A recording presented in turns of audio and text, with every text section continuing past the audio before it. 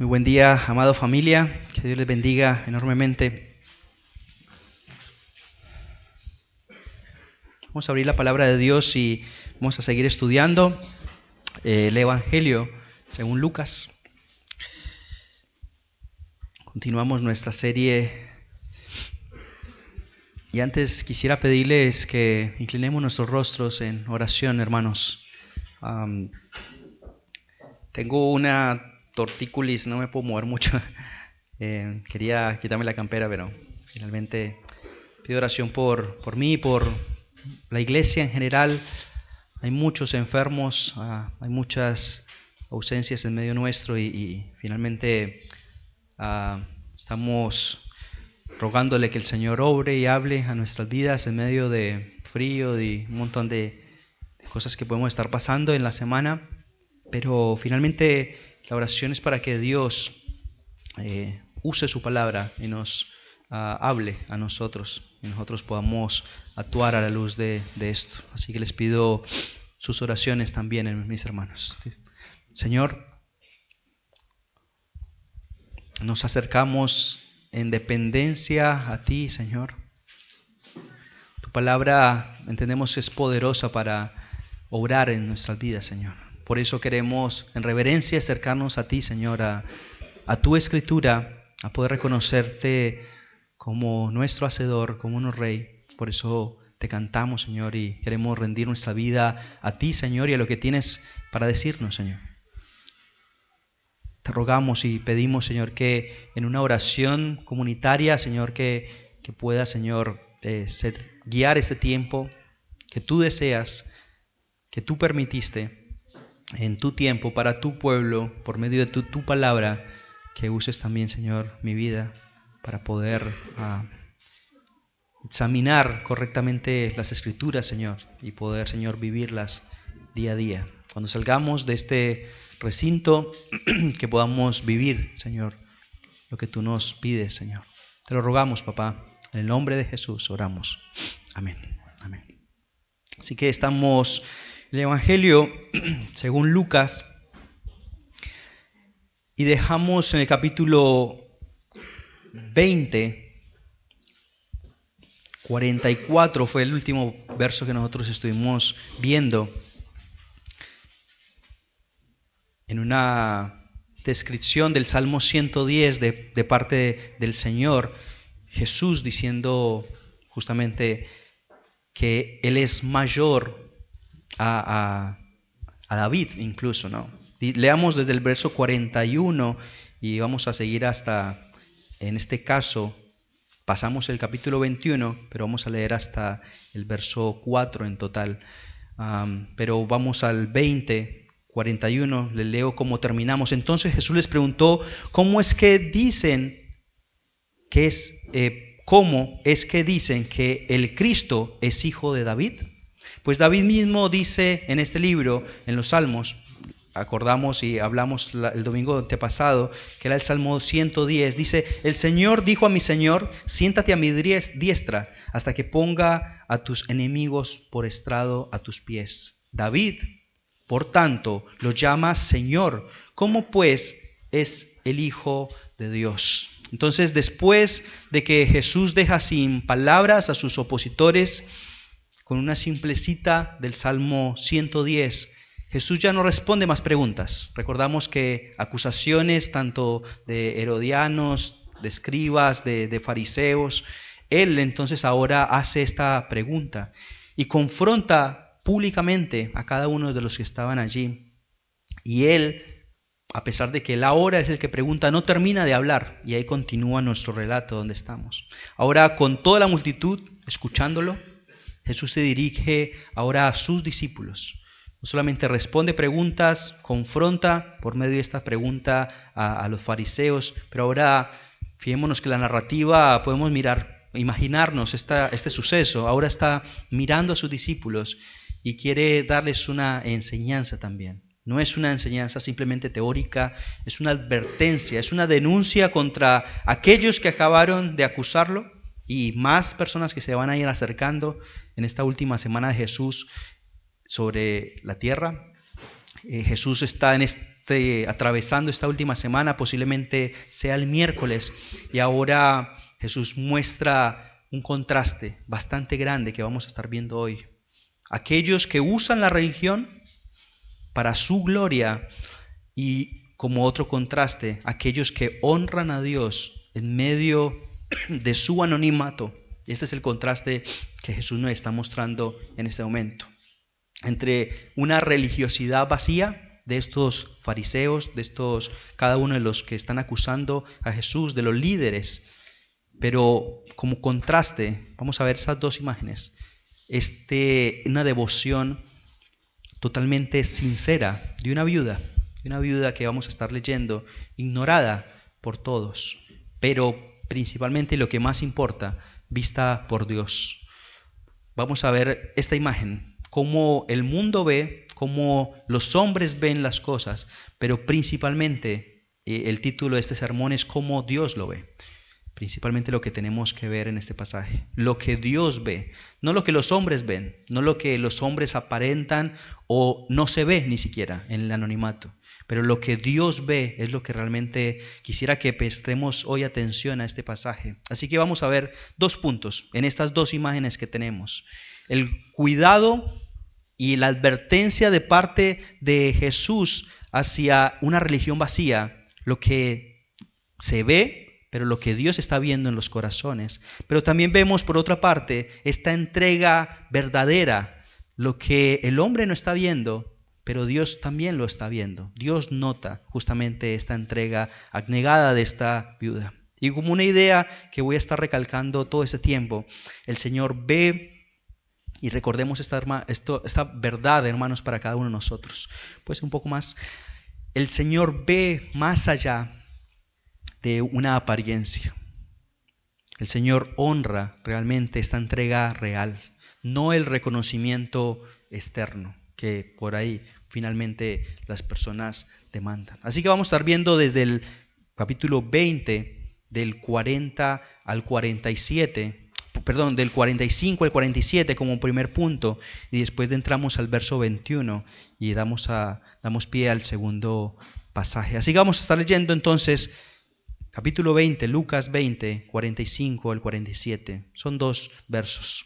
Leemos la palabra de Dios. Dice: mientras todo el pueblo escuchaba, recordemos que estaban en medio de todas estas preguntas y Jesús habla, pero ahora Jesús dijo a sus discípulos: cuidado de los escribas, a quienes les gusta andar con vestiduras largas y son amantes de los saludos respetuosos en la plaza y de ocupar los primeros asientos en las sinagogas y los lugares de honor en los banquetes, que devoran las casas de las viudas y por las apariencias hacen largas oraciones. Ellos recibirán mayor condenación.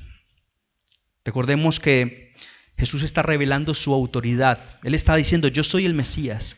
El Salmo 110 que acabamos de recordar y que después yo les decía, hay tantas verdades, tantas riquezas en este salmo que Jesús está citando, que vamos a hacer justo una prédica aparte para que estudiemos más acerca de este Señor entronizado. Justamente este Dios que está diciendo es superior a David.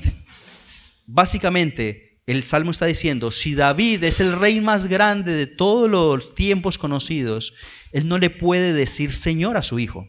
Por eso está diciendo entonces, es el Mesías el que está hablando. Esta conversación de el Señor diciéndole a su Señor, justamente diciendo Él es Dios. No le puede decir a su hijo, a ninguno de su descendencia, Señor, porque él era mayor que todos, David, digamos. Entonces, si lo que se está escuchando acá no tiene que ver con algo humano, es este trono eterno, está hablando justamente del Mesías, en el trono que no tiene fin, que Él está ocupando justamente el Señor en este momento. Pero los escribas, vamos a ver otro grupo, como estuvimos estudiando los anteriores, eran intérpretes de la ley. Eran considerados realmente como expertos en teología. Muchos de ellos incluso eran fariseos que pertenecían a este grupo, pero ellos recibían honores públicos. Eran reconocidos públicamente y estaban siempre en la primera fila, en esta como VIP, los mejores lugares siempre eran reservados para estas personas. En los banquetes, en las fiestas, estaban siempre reservadas estas primeras filas para ellos. Entonces, claramente, lo que vemos es que el público, la gente ya los conocía, eran reconocidos, vivían de donaciones de las personas, y en este caso de personas vulnerables, personas que, como en este caso las viudas, el Señor está haciendo esta acusación hacia ellos. Va a dar dos características que para mí son buenos que repasemos y veamos estas características de aquellos falsos maestros, aquellas personas que aprovechan esta religiosidad para usarlo para su beneficio, porque finalmente esto es lo que hacían estos escribas, fariseos que estaban devorando las viudas, dice la palabra de Dios en este momento. Estas dos características para desenmascarar una falsa religión y el abuso justamente de estas personas en este lugar. Una característica básica que vemos en el mismo texto es que ellos devoraban las viudas. Dice la palabra específicamente devora las viudas. Los escribas se supone que eran alguien de confianza. El pueblo todo lo reconocía como alguien de suma confianza. Por eso le entregaban la administración entonces de las viviendas, bienes de personas que no podían administrarlas o porque no tenían hijos, en este caso viudas o hijos vivos. Pero entonces ellos se aprovechan de esta posición para quedarse con parte del sustento de cada una de estas. Imagínense la imagen, alguien de suma confianza en el barrio, una mujer mayor, vivía sola en su casa. Esta casa estuvo allí toda la vida, ella, se muere su esposo, sus hijos. Le pide ayuda a un vecino que de confianza le da acceso a su celular, a sus cuentas bancarias, y comienza este hombre a retirar dinero con excusas de médicos, de arreglos. La señora no entiende nada en el celular, no entiende tecnología. Ella le dicen simplemente que ponga la huella en el celular y lo hace simplemente. Y él dice que es para ayudarla, pero sin explicarle qué estaba pasando. Se transfiere la casa, se transfiere bienes, materiales, se queda con su casa, incluso en vida.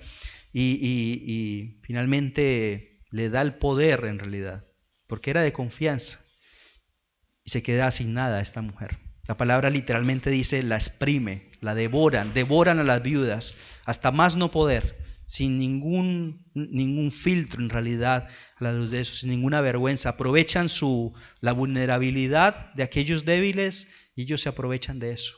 Aprovechan el poder, aprovechan la confianza que tienen justamente para sacar beneficio propio. Y finalmente es una característica de un falso maestro, de un falso líder, aquellos que se aprovechan, le exprimen hasta más no poder. Y lo que está diciendo Jesús es, tengan cuidado, pilas, miren lo que está pasando. Miren a ellos, les dice a sus discípulos, él levanta la cabeza y se pueden imaginar lo que está pasando ahí, y dice, tengan cuidado de estas personas, de esos que acabaron de hablar. La pregunta se le está dirigiendo a sus discípulos. ¿Por qué? Porque ellos son los que finalmente se van a encargar de la iglesia. Los discípulos son los que ahora van a ser administradores, ya no van a ser los fariseos, porque en cuestión de años van a dejar de existir estos círculos simplemente, o el templo en sí como el Señor, porque Él dice, yo voy a construir algo distinto. Y Él se dice a sus discípulos, ustedes no solamente no tienen que hacer así, por eso se dirige a ellos, sino que ahora ustedes tienen que actuar totalmente distinto a lo que se viene haciendo, de una corrupción. Por eso Él viene y limpia el templo y dice, no es de esta forma, nunca tuvo que ser de esta forma. La casa era una casa de oración, no para robar, no para aprovecharse, ¿sí? Y menos de las viudas en las casas, porque no solamente es en el templo, sino que en las casas aprovechaban y robaban. Por eso está enfocándose a sus discípulos. Le está diciendo a aquellos que van a seguir la obra del ministerio de aquí en adelante, que serán el fundamento, los maestros, el ejemplo. Y dice, no solamente denunció, descrachó a aquellos que están haciendo esto mal, sino que está diciendo, ustedes no tienen que actuar de esta manera. Ustedes tienen que mirar lo que está pasando y actuar totalmente contrario a esto. La advertencia también es para nosotros. Somos parte también de esto. Los que estamos después de este momento. Ya no hay escribas, ya no hay fariseos. Y entonces uno dice, bueno, esto no es para mí. Vamos a esperar una predicación que hable acerca específicamente de los discípulos. No, obviamente es para nosotros. La advertencia es, tengamos cuidado porque esto no es nuevo en realidad. Esto le pasó a Jesús en el tiempo de Jesús, a Pablo y a cada una de la historia de la iglesia. Las características son las mismas. Aquellos falsos maestros siempre tienen el mismo modo de operar, porque Satanás busca eso, busca que el apetito del público, de las riquezas, siempre finalmente caigan. Entonces el verdadero peligro es que sin darnos cuenta, en ocasiones, no solamente sigamos a estos falsos maestros, sino que podemos actuar a veces de esta misma manera. Por eso el que predica debe predicar no por ganancia, sino por compasión de que por la locura de la palabra es que las personas se salvan. No simplemente por un beneficio propio, no por un beneficio económico. El que enseña lo debe hacer para no impresionar y decir qué increíble predicación, sino porque queremos que el cuerpo se edifique, porque ese es el fin. Los maestros, pastores enseñan para que la iglesia haga la obra del ministerio, para que finalmente edifique, no por un beneficio propio, no para resaltar uno. Somos una comunidad que con diversos dones crecemos como cuerpo. El que sirve, que no suba simplemente de un lugar más honorable y decir, qué increíble cómo sirve este hombre. Y si eso es verdad, gloria a Dios por esto. O mujer o la persona que esté sirviendo. Ezequiel 34, 2 al 3. Ay de los pastores de Israel que se apacientan a sí mismos.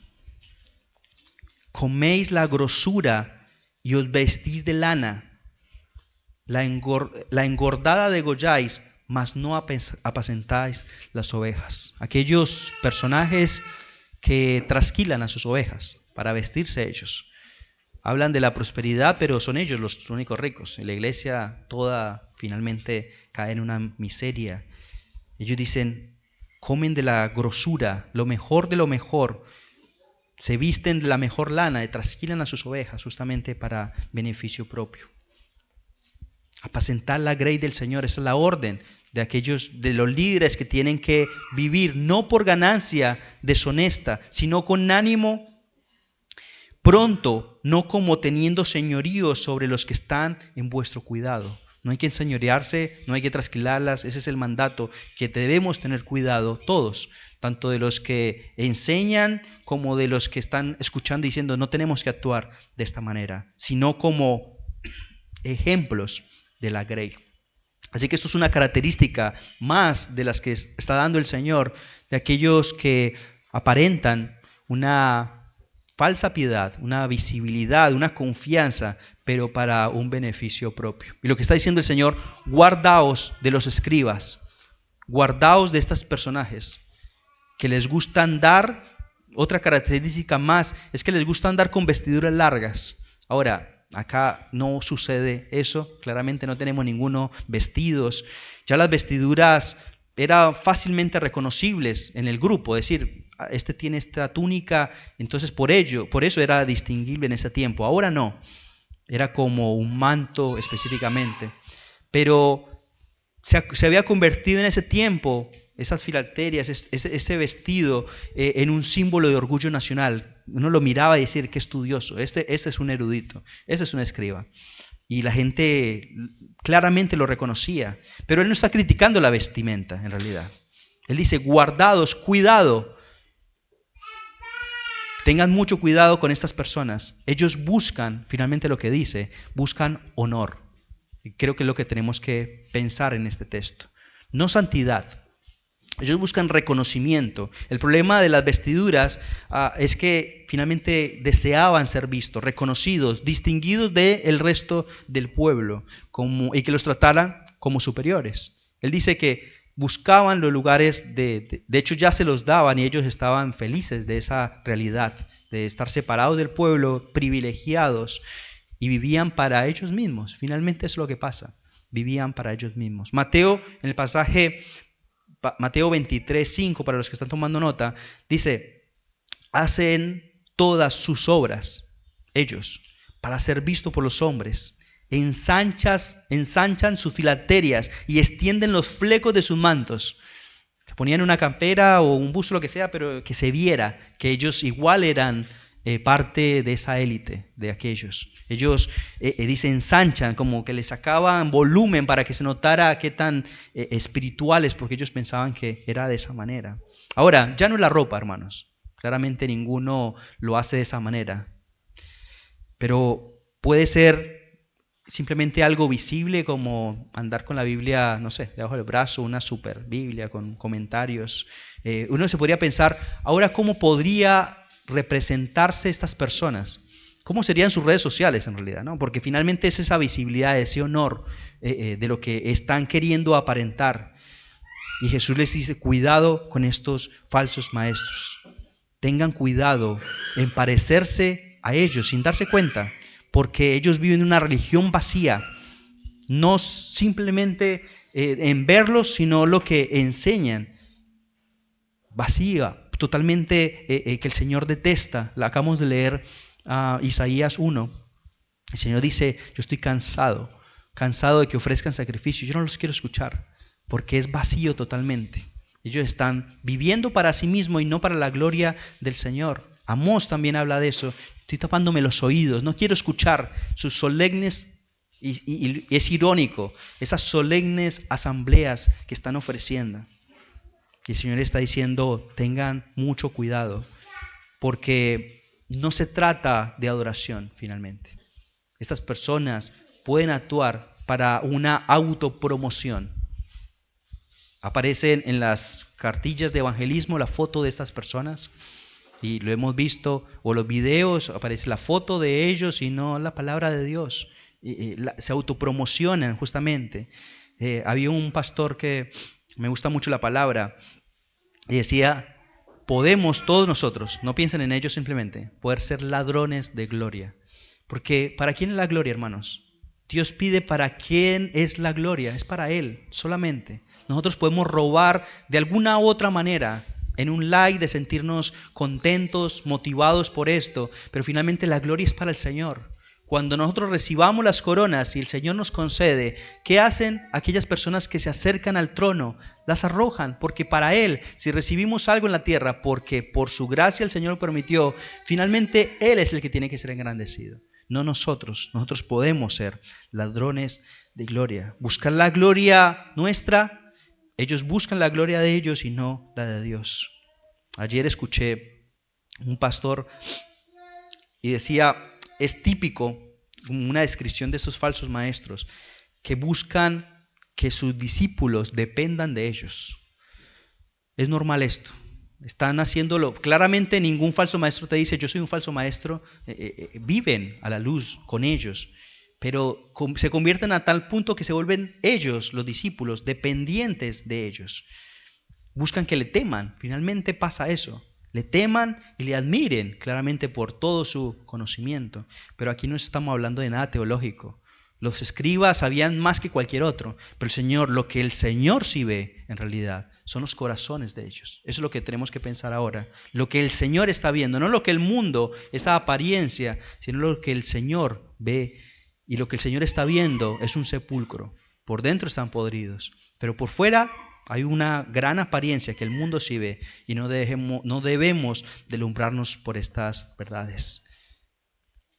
Jesús está diciendo, un verdadero pastor, un verdadero maestro, un verdadero hermano no te va a llevar a depender de vos, sino que te va a llevar a que mires a Cristo, que dependas de Cristo, porque la función nuestra es esa. Hermano, no me mires a mí, mira a Cristo. Pablo sí decía, imítenme a mí, pero él diciendo, porque yo me levanto, caigo, pero finalmente es Cristo la meta en la que debemos nosotros poner. Mirar a Cristo, depender de Él. Romanos 16, si quieren buscar este pasaje, 16, del 17 al 18, Pablo con la misma idea de aquellos falsos maestros les dice, y quiero que piensen en esa verdad, les ruego, hermanos, le está diciendo a la iglesia, terminando la carta, les ruego una cosa, Vigilen a los que causan disensiones y obstáculos contra las enseñanzas que ustedes aprendieron. Primero, vigilen, estén atentos a esto. Y segundo, y que se aparten de ellos, porque tales no sirven a nuestro Señor Cristo, sino a sus propios apetitos. Es la misma idea. Esto pasó en Jesús.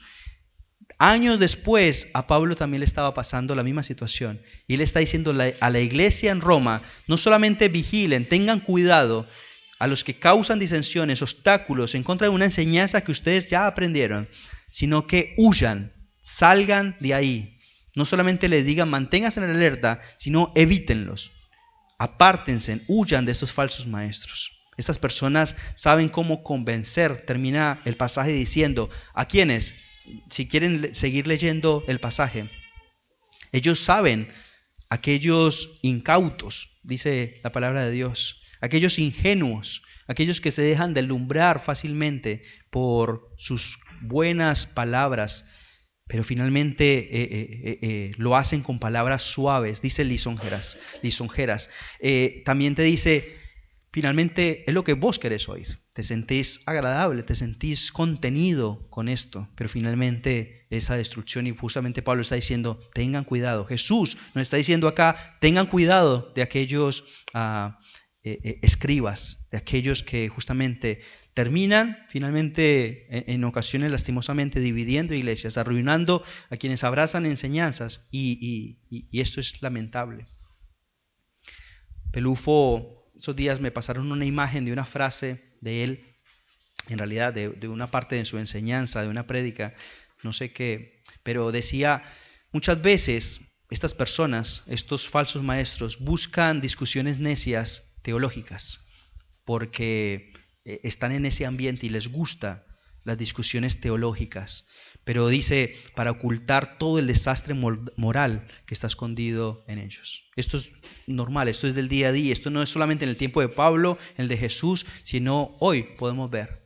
Yo he visto blogs, no me meto en discusiones, pero gente discutiendo por detalles teológicos, pero finalmente esas personas después nos damos cuenta que no son reprensibles, habían caído en la moralidad tremenda, pero como los escribas discutiendo a grandes voces públicamente acerca de cosas que podían ganar, argumentar, tenían argumento para muchas de esas cosas, y nosotros podemos realmente también caer en esto. No piensen que es solamente para los maestros, claramente tenemos que pensar en esto, pero el problema no es intelectual, el problema es moral en realidad, el problema es de carácter, no es qué tanto conoces, sino cómo vivís eso. Justamente, viven para su propio placer. Lucas dice, les encanta, el pasaje que estamos viendo, les encanta ser vistos y oídos. ¿Cómo sucede eso en nuestra vida? ¿Cómo sucede esto en el día a día? Cuando posiblemente simplemente vivimos para aparentar algo que no estamos viviendo. Publicamos cosas, pero nunca han atravesado por nuestro corazón esas verdades. Ni siquiera son frases nuestras, obviamente, pero las agarramos al azar y le publicamos. Sino que para que digan que es espiritual o está cumpliendo con un devocional, justamente, sin que lo estén viviendo. Yo les digo algo que a mí me pasó. Cuando yo llegué a la sana doctrina, yo veía frases, y en ese tiempo existía Soldado de Jesucristo. Estaba comenzando recién y Enrique lo administraba y me puso como parte de mi trabajo a crear imágenes, ¿no? Era una imagen de Pelufo, de Spurgeon, y hacer el diseño y poner abajo Soldado de Jesucristo. Y así empezaron las redes sociales en ese tiempo a poder hablar de temas doctrinales muy interesantes. Pero yo decía, trabajé para hacer algunos diseños. Yo digo, pero si yo armo también algo mío, ¿no? Porque yo decía, voy a aprovechar este don para poder hacer algo para mí, y saqué algo paralelo, se llamaba Sol y Deo Gloria. Cuando usaba la misma frase para Soldado de Jesucristo y usaba la misma frase para mi ministerio, y de repente Soldado de Jesucristo tenía 1500, 200 visitas y un montón de likes, y la mía eran 3, 4 likes. Y uno dice, pero es la misma frase. ¿Qué tiene? Pero finalmente yo decía, es mi problema en realidad. Porque finalmente esa frase no es mía, el ministerio no es mía, y si el Señor me está dando una oportunidad para servir en algo que ya está funcionando, yo tengo que no pensar en mí. Porque yo estaba buscando en realidad era mi gloria, es decir, que yo tenga más like, que yo me pueda incluso lucrar de eso, ¿por qué no? Pero finalmente yo estaba buscando mi propio beneficio, no simplemente edificar a alguien. Si ya lo estaban haciendo otro ministerio, ¿para qué yo me voy a poner a reinventar esto? Y esto nos puede pasar de una manera a veces sin querer, lastimosamente, en nuestro egoísmo en realidad, ¿no?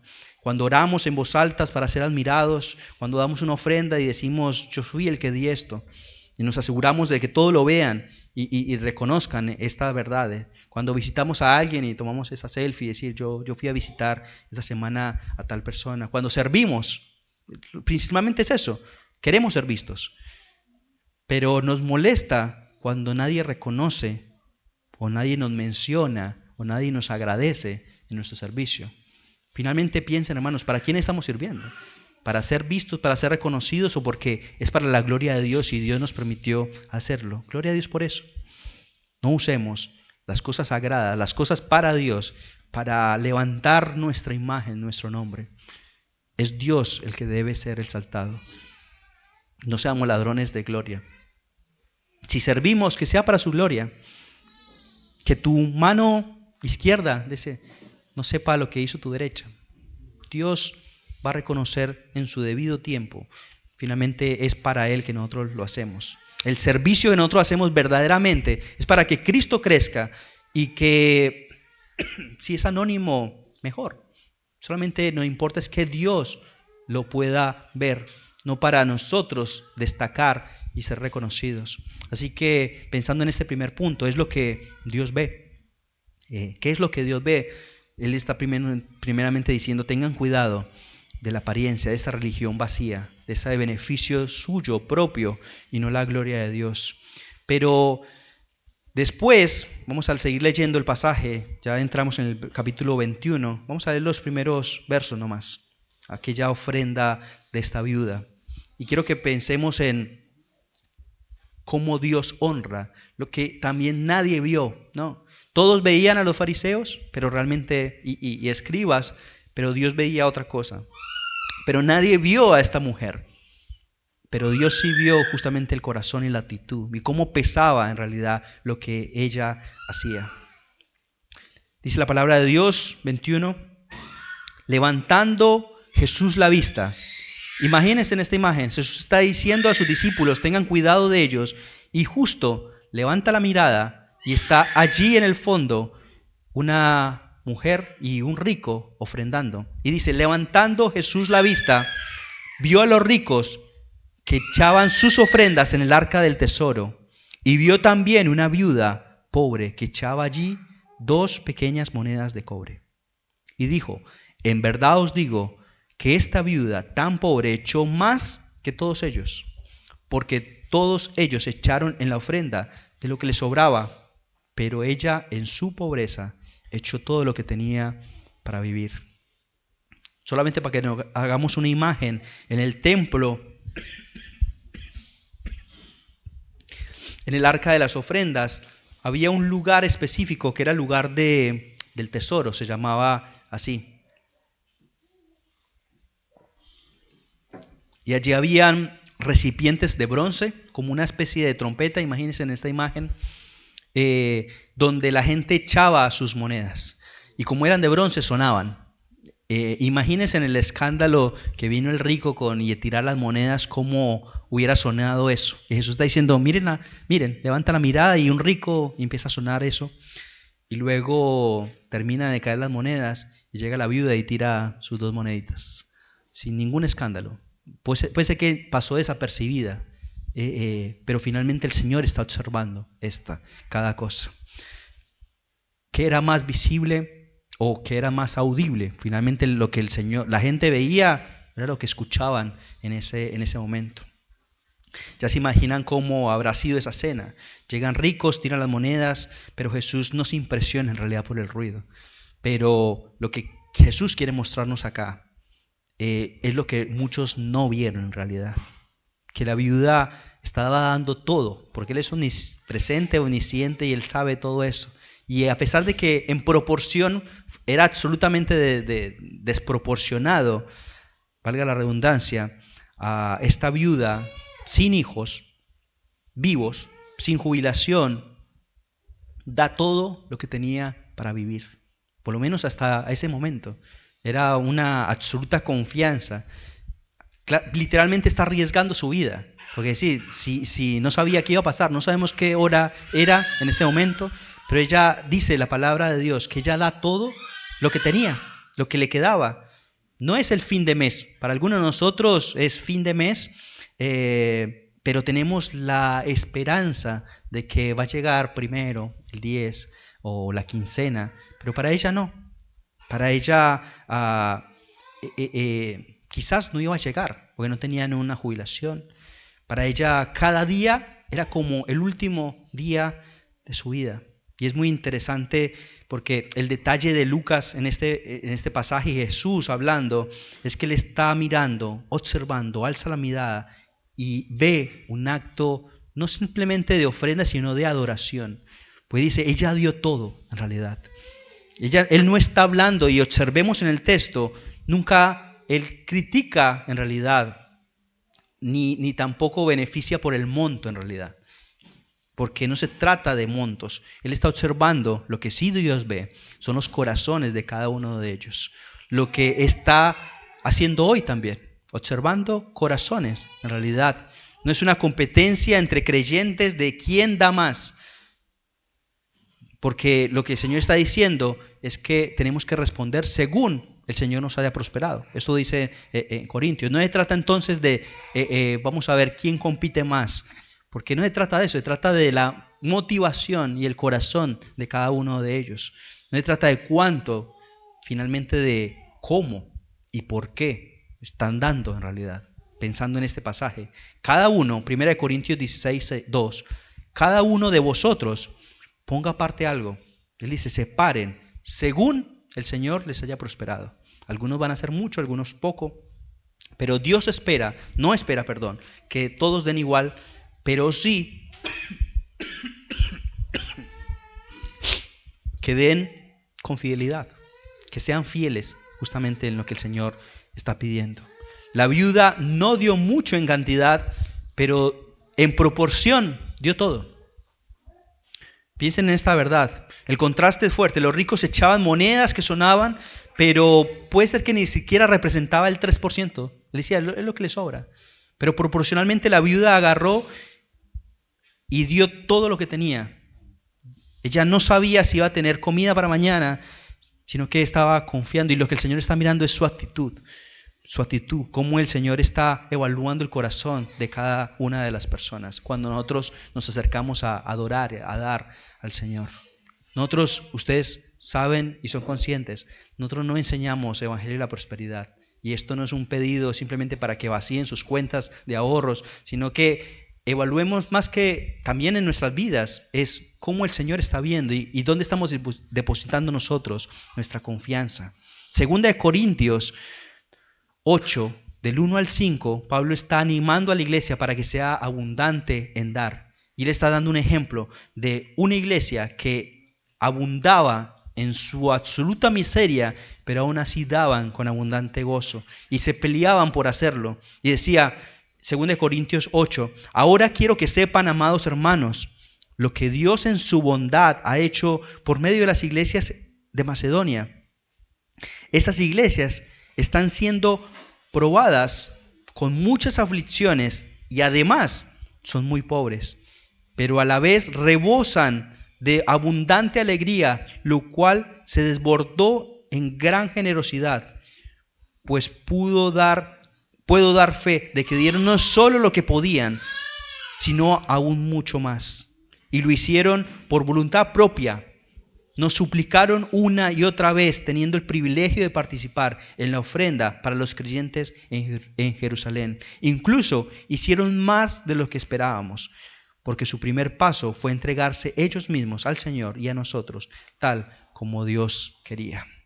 Esto puede ser muy revelador en realidad en nuestros corazones, de dónde estamos depositando nuestra confianza, de nuestra astucia, simplemente de cómo administramos. Pero finalmente Dios está mostrando y revelando acá en dónde están los corazones en realidad, posiblemente de cada uno de nosotros. Él está mirando si confías en Él y si tus prioridades también están en orden, en realidad. Hermanos, porque la verdad es que si vos esperás de tener lo suficiente para dar, de separar eso, quizás nunca lo hagas, porque siempre va a resultar algo que va a ganar tu prioridad con respecto a algo que podemos ocultar y que y sigue siendo anónimo. En ese tiempo se escuchaba la moneda como caía. Acá no se trata de eso. Pero finalmente, como el pueblo decía, ellos de su propia voluntad. Pablo dice, cada uno aparte algo según el Señor lo ha prosperado. O sea, es personal, es lo que vos vas a rendir cuentas al Señor. Pero les aseguro que algo va a resultar, algo va a pasar. Va a ser medicina, te enfermas y eso va a ser la prioridad. Pañales, de repente un gusto, una super promo que nunca no va a volver a aparecer en el resto del año y finalmente se gastó y no ocupaste tus prioridades correctamente. Algo que he aprendido y que es sumamente práctico y que es medio suicida como la viuda, quedar prácticamente en dependencia del Señor, pero es algo que pone nuestra confianza en el Señor. Antes de preguntarme, nosotros como familia, o sentarme a contar ya con cierto dinero, yo lo entrego. Antes de que pase por mi cabeza alguna situación, ya lo entregamos y buscamos, porque posiblemente van a resultar problemas, van a resultar cosas, van a encontrar nombre para ese dinero. Así que nosotros como familia buscamos primero, entrego lo que me corresponde, lo que yo he separado y le pido al Señor, bueno, el mes va a ser largo y se hace muy largo, pero el Señor sostiene, porque nosotros cumplimos justamente con eso. Alguien de la iglesia lo sabe, rindo cuentas acerca de esto y eso me ayuda a velar también por mí. Y así, a veces el mes se alarga, pero Dios proveyó cada año, año tras año, y no nos ha faltado nada, absolutamente nada. Pero quiero que pensemos, hermanos, que no se trata en realidad una predicación acerca de vacíen sus cuentas, sean irresponsables, no. Es una enseñanza, no es necesariamente una enseñanza aislada. Y yo descanso en el Señor porque estamos estudiando sistemáticamente el pasaje y no es que yo vine a predicar esto específicamente ahora. El Señor lo dice y justamente el pasaje lo está hablando ahora. Pero principalmente pensemos en cómo el Señor está evaluando nuestros corazones. Pensemos en ese contraste, aquellos que les gusta ser vistos y finalmente viven de una manera desordenada, aquellos que no son vistos, viven anónimamente como esta viuda, pero finalmente el Señor está evaluando las correctas motivaciones, está contrastando a estas personas. Él está denunciando moralmente un sistema religioso que devora, se aprovecha, pero está viendo la entrega absoluta de rendición de esta viuda, decir yo confío en el Señor también, y viven en dependencia de Él, a pesar de que nadie lo ve, en el anonimato allí, y Jesús le está enseñando esto a sus discípulos. Le dice, miren levanten la mirada, allá están estos, miren a estos, no lo imiten, actúen de esta manera, vivan de esta manera. Y eso lo podemos evidenciar en cómo los discípulos vivieron esta primera era, esta iglesia primitiva. Era de esa manera, aprendiendo de que no tenían nada en común. Todo lo tenían en común. Vivían de esta manera, totalmente viviendo para la gloria de Dios. Y alcanzaron muchas cosas que el Señor permitió para su gloria. Porque básicamente es eso, para su gloria. Desde su profunda pobreza, vivir para la gloria de Dios, no aprovechándose en realidad de aquellos grupos vulnerables, sino porque voluntariamente queremos servir a nuestro Dios. Jesús nos sigue enseñando acerca de su carácter en realidad, de que lo imitemos a Él. Él lo hizo, Él se entregó absolutamente todo por cada uno de nosotros. Él teniendo ya un lugar pleno, en realidad en la Trinidad quiso venir a morir por cada uno de nosotros. Y nosotros no solamente no tenemos que vivir de apariencias, sino actuar en humildad, en dependencia, en entrega hacia lo que el Señor ha hecho por cada uno de nosotros. Él expone la hipocresía de ese sistema en realidad, pero contrasta cómo debe vivir un ciudadano del reino, con una humildad del reino. Mientras ellos viven para impresionar, la viuda no tiene nada para mostrar, sino honra al Señor, dependencia en Él, absolutamente confiar en la soberanía de Dios, como el Señor finalmente le va a sustentar, como lo hace con cada uno de nosotros día a día. Así que terminando, recordemos esta frase, hermanos: el Señor ve más allá de la apariencia. Él honra la entrega real de parte nuestra, no el reconocimiento externo. Puede hacer que nadie te lo reconozca, pero vos vivís, hermanos, para la gloria de Dios, no para ser visto, no para ser reconocido. No lo hagas de una manera pública simplemente porque querés ser visto. Hacelo para la gloria de Dios, lo que quieras hacer, lo que debas hacer como miembro, como cristiano. Hacelo para la gloria de Dios y no para ser visto por los hombres. Dios honra esto, pero detesta en realidad simplemente cuando las personas buscan ese reconocimiento. Vamos a orar y pedirle a Dios que nos ayude a vivir de esta manera.